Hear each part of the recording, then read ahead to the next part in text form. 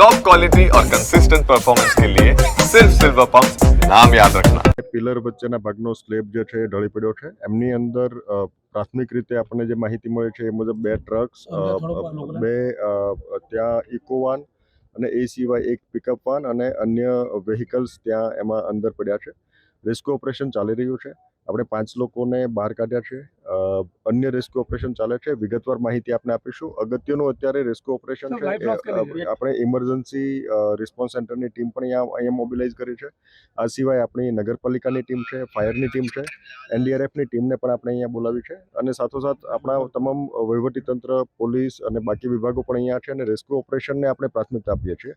સ્થાનિક લોકો અને તરવૈયાઓ પણ આ રેસ્ક્યુ ઓપરેશનની અંદર જોડાયા છે. એટલે હાલના તબક્કે આપણી પ્રાથમિકતા આગામી 1 કલાક માટે રેસ્ક્યુ ઓપરેશન હશે.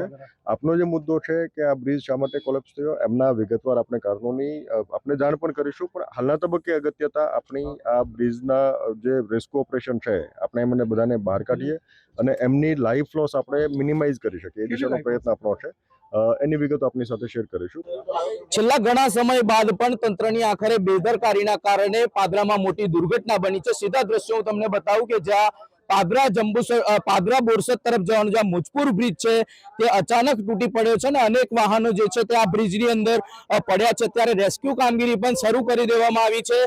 કહી શકાય છે કે 2 થી 3 જેટલી ટ્રક અને અનેક જે વાહનો છે તે તમામ વાહનો અંદર પડ્યા છે અને સીધા દ્રશ્યો હું તમને બતાવું કે હજુ પણ જુઓ તંત્રની ઘોર બેદરકારી કે જે આણંદ તરફથી આવવાનો આ રસ્તો છે કે જ્યાં અનેક લોકો હજુ પણ ટ્રકની બિલકુલ બાજુમાં ઊભા છે, જે ખૂબ જ જોખમી જગ્યા કહી શકાય. આ જુઓ તંત્રની ઘોર બેદરકારી કે હજુ પણ અનેક લોકો જે છે તે ટ્રકની પાછળ ઊભા છે, પણ સુરક્ષાની કોઈ પણ અહીંયા જાણે જવાબદારી જ ના હોય તે પ્રકારના દ્રશ્યો સામે આવી રહ્યા છે. આપણી સાથે અહીંયા સ્થાનિક છે. કેટલા વાગે ઘટના બની, શું ઘટના બની અને શું રજૂઆત છે? આ ઘટના લગભગ 7:30 વાગ્યાની આજુબાજુ બની છે અને તંત્રની એટલી બધી બેદરકારી છે કે વારંવાર મીડિયા દ્વારા અને અન્ય લોકો દ્વારા આની રજૂઆત કરવામાં આવી હતી, પણ હાલ જે મોતનો બ્રિજ હતો તે ખરેખર મોતનો બ્રિજ જાહેર થયો છે અને કેટલાય વાહનો અંદર ધરાશય થયા છે અને 2 થી વધારે ડેડ બોડી પણ મળી છે અને હજુ પણ કેટલાય લોકો અંદર છે એની કોઈ માહિતી નથી અને રજૂઆત એ જ છે કે જલ્દીથી જલ્દી આ લોકોને બહાર કાઢવામાં આવે અને આ જે બ્રિજ છે હવે લોક કરી અને જે રાહદારીઓ છે ગંભીરા, મુજપુર, આણંદ ને જોડતા તેઓ હાલ પૂરતો આ રસ્તો બંધ છે. કેટલી અંદર ગાડીઓ છે, કેટલા લોકો પડ્યા છે, અત્યારે રેસ્ક્યુ કર્યા છે, કેટલા લોકોને શું પરિસ્થિતિ છે? હાલ 2 ટ્રક છે, એક ઇકો છે, એક પિકઅપ ગાડી છે અને 2-3 બાઇકો છે એવું જાણવા મળ્યું છે અને 3 થી વધારે લોકોને બહાર કાઢી અને જે બીજા 4-5 લોકો બહાર હતા તેમને પણ સ્થાનિકો લોકો અને જે બીજા નાવડી દ્વારા એ લોકોને બહાર કાઢવામાં આવે છે અને હાલ બ્રિજ બંધ છે અને જે રસ્તો છે તે બ્લોક કરે છે. સીધા દ્રશ્યો હું તમને બતાવું કે જ્યાં રેસ્ક્યુ કામગીરી હાલ ચાલી રહી છે. પોલીસ પણ ઘટના સ્થળે છે, ફાયર વિભાગની ટીમો પણ ઘટના સ્થળે છે. અહીંયાથી સીધા દ્રશ્યો તમને TV9 ના આ કેમેરાથી એક્સક્લુઝિવ બતાવી રહ્યા છે કે જ્યાં આ જે તમામ લોકો છે તેને રેસ્ક્યુ કરવાની કામગીરી હાથ ધરવામાં આવી છે. અંદાજિત 5 થી 7 જેટલા જે વાહનો છે, જે તમામ વાહનો અંદર પડ્યા હોવાની પ્રાથમિક માહિતી છે. જે પ્રકારની માહિતી છે કે આ જે બ્રિજ છે તે વહેલી સવારે તૂટ્યો છે અને તેના કારણે મોટું નુકસાન થયું છે. આ સીધા દ્રશ્યો અમે તમને બતાવી રહ્યા છે કે જે પ્રકારે અત્યારે અહીંયા જે રેસ્ક્યુ કામગીરી છે તે હાથ ધરવામાં આવી છે. 5 થી 7 જેટલી એમ્બ્યુલન્સ અને ફાયર વિભાગની અલગ અલગ ગાડીઓને પણ સ્ટેન્ડ બાય રાખવામાં આવી છે.